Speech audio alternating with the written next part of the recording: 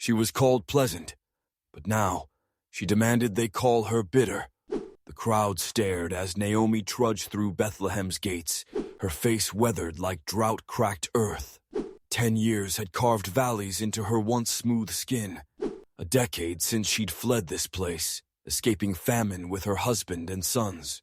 Now she returned, husbandless, childless, with only a foreign daughter-in-law at her side. "Is this Naomi?"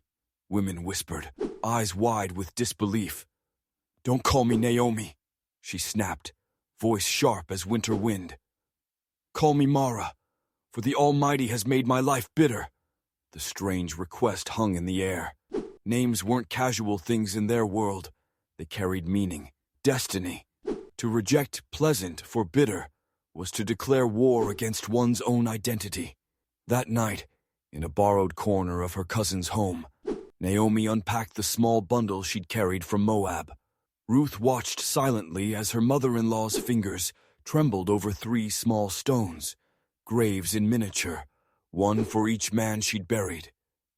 "I left full," Naomi whispered, "and returned empty." Ruth reached for her hand, but Naomi pulled away. How could she explain to this girl that hope was dangerous, that the God she once trusted had become her enemy? When everyone slept, Naomi slipped outside. The barley fields rustled under moonlight. Harvest time, a cruel reminder of abundance after her years of lack. She knelt in the dust, pressing her forehead to earth. "Why bring me back if only to face my shame?" No answer came except the night wind. What Naomi couldn't see was Ruth watching from the doorway, or how, in coming days, that same Moabite daughter would glean in these fields, catching the eye of a kinsman redeemer. She couldn't foresee her empty arms would one day hold a grandson, Obed, grandfather to a shepherd boy named David, a king.